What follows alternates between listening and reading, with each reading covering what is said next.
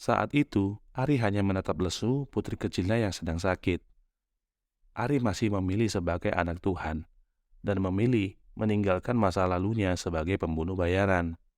Berbeda di saat ini, ketika Ari memutuskan untuk bertobat, dia dihadapkan dengan permasalahan yang sangat banyak.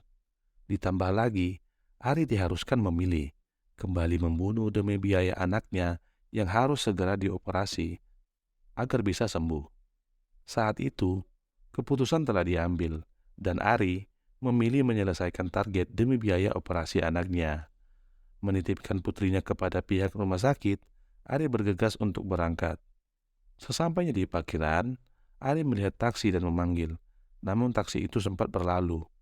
Dari dalam taksi, Yogi melihat Ari berlari mengejar taksi, sehingga Yogi memutuskan untuk berbagi. Saat taksi berhenti, Ari begitu terkejut, ternyata ada penumpang lain, yaitu Yogi. Yogi mempersilahkan Ari untuk masuk dan berbagi taksi, yang ternyata tujuan mereka adalah sama, yaitu bandara. Selama di perjalanan, Ari sangat berterima kasih kepada Yogi karena telah rela berbagi.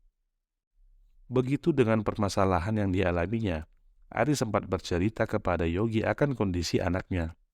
Larut dalam cerita, Yogi melihat ketulusan Ari yang berjuang demi putrinya.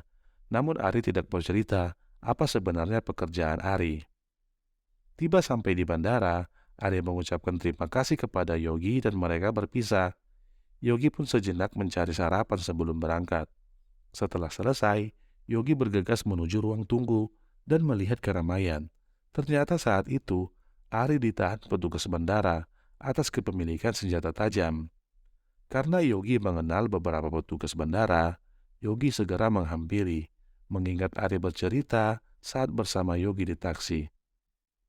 Yogi pun menjaminkan diri agar Ari bisa melanjutkan penerbangan. Semua masalah selesai, berkat Yogi, Ari dapat melanjutkan penerbangan.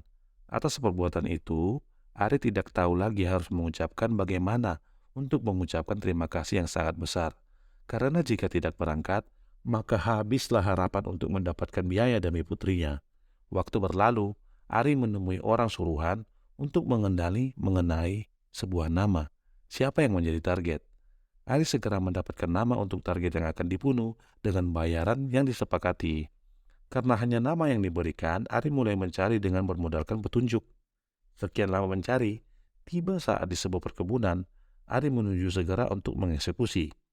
Apa yang dilihat membuatnya dia terkejut.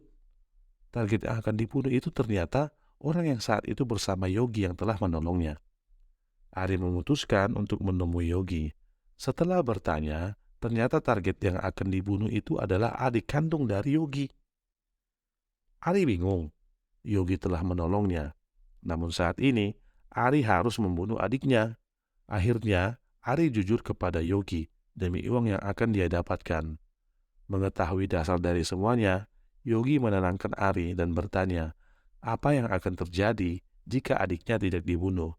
Tentu saja, Ari tidak akan mendapatkan uang demi operasi putrinya.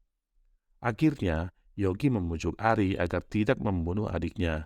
Tidak perlu khawatir akan operasi putrinya, karena Yogi adalah seorang dokter.